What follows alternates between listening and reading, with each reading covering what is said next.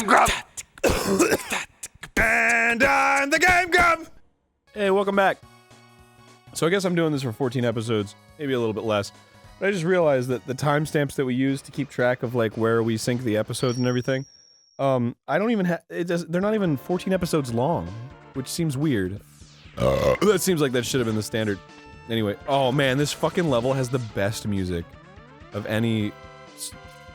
It's just so good. It's called like Light in the Dark, I think. Anyway, so I'm back. I'm playing fucking MegaMan. Good God. I mean, good God. This level is probably gonna be way hard. I think there's at least 3 Mavericks that I fight in this stage. The last stage it was just Boomer Coanger, but in this one there's a lot. And then the boss at the end. So this is gonna be a fucking insanity. Well, I had to fight Vile in the other stage too, so that was a whole big thing. So this is who is this? Chill Penguin. I'm back. I took a little break, just sort of enjoyed, got a little drink, had one of those oats and honey bars that fucking get crumbs everywhere. And the thing is, we have a cleaning lady that comes to our office every like 2 weeks or so, just because we're all fucking slobs. And I just felt bad because she was cleaning. Are you fucking kidding me with this? She's fucking cleaning, and then I just like pull out an oats and honey bar, and there's just like fucking oats fall all over the place. We actually had, I don't remember if we kept this in or not, but we did a film bit a long time ago. It was a commercial for a shirt, and we were like throwing shit at a shirt as it was hanging, and she was cleaning the office that day while we were filming, and then we threw a bunch of shit at the ground, which is funny on its own right. But then also like there was a fucking like a bulb, like a light bulb, that was there where we were throwing stuff, and so like one of the things we threw just like smashed this bulb, and we were just like, oh shit. Hey, just letting you know there's a smashed bulb now, and you know we're not gonna clean it up because we're assholes. So that's not one of my prouder moments. But you know, whatever. She's a sweet lady. I usually tip her like crazy because she's super nice. She got kids. I don't know where the fuck this conversation came from, but I'm fighting Chill Penguin. He's pretty dorky. I actually made a clay Chill Penguin one day. It turned out really well actually, and I was really proud of it. The thing is, I used to, and still do because I still have them all, collect like any Mega Man X toys. There was a line of toys made by Bandai a long time ago that like you could interchange the armor and stuff, and they were fucking awesome. And I always thought it would be cool if they made the Mavericks, because their designs are so fucking unique and awesome. But they never did. And so I was like, well, I'm gonna make my own. So I started with Chill Penguin, because he was the easiest. And it actually came out really well, and I was really proud of it. I just never finished it.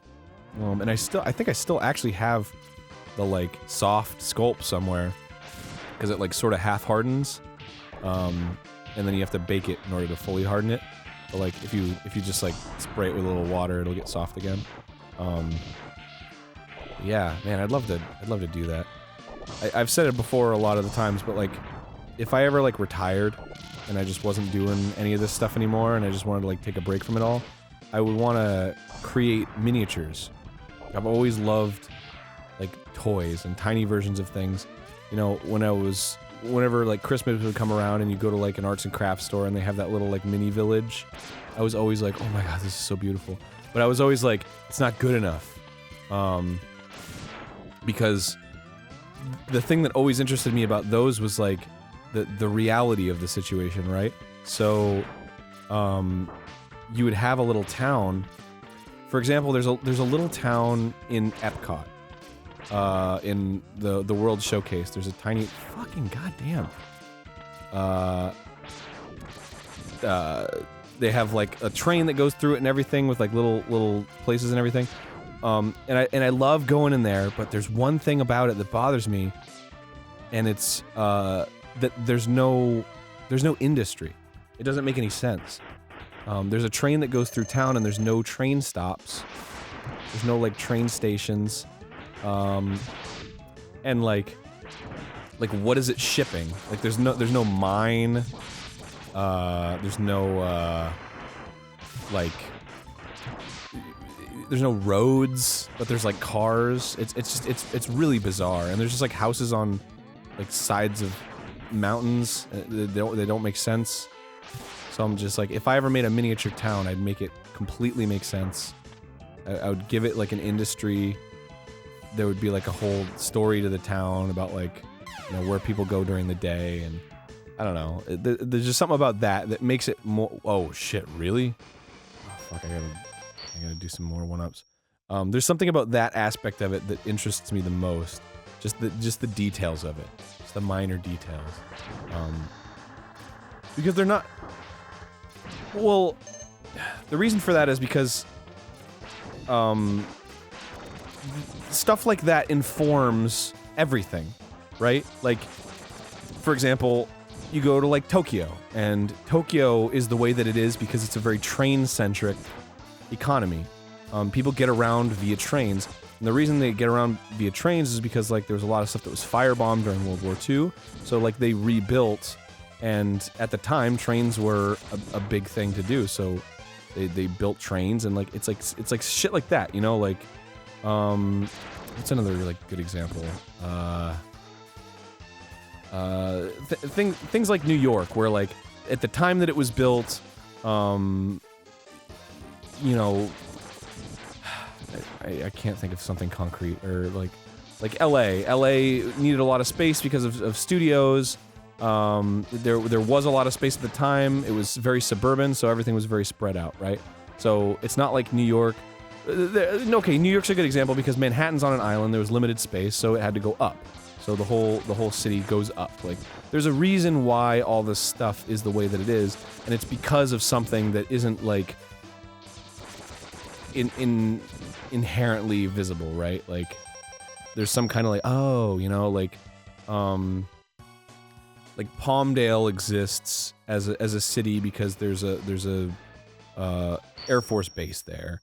And the reason there's an Air Force base there is because it's like there's mountains that are separating it from LA, so, like, you know, you don't have, it's not interfering with that, and it's above a big desert, so there's a lot of space to fly around and do testing and stuff.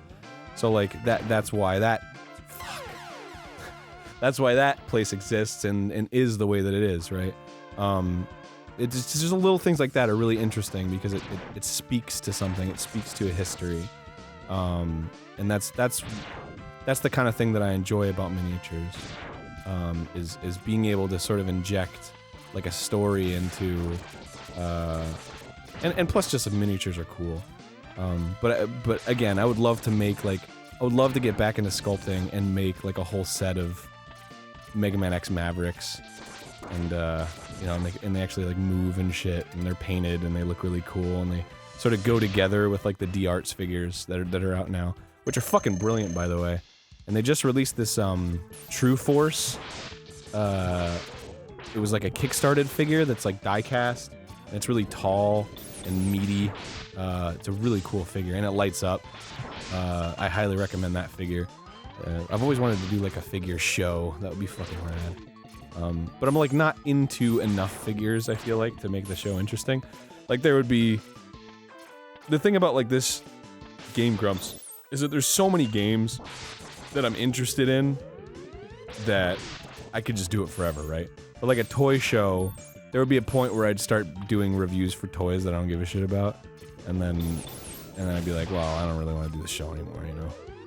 Like, there's a sort of impartialness that you have to have for, like, a review show or something. Like, I've always thought about doing, like, an actual video game review show, but, I don't know, like, I don't want to play every game. I did for a while, actually. I used to do this podcast called Game Shout, where they sent me games and they were like, play them and review them on the show. And then they also had a website.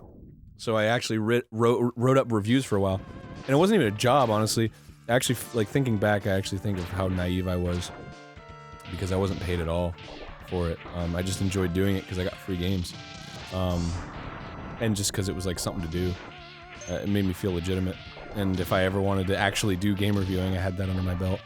But anyway, I did that for a while, and the first game I played was 50 Cent Bulletproof, you know? It's like, I didn't want to play that, but I tried to put my own spin on it. I tried to make the review funny, and, you know, I did it with like a character. I did the whole review with a character, because it was like a podcast review. It was fun. But that, I mean, that's where I got my first YouTube video upload ever, the Gunpei review. I got that copy of Gunpei from that podcast, because they wanted me to review it. And I did a proper review of it, I believe.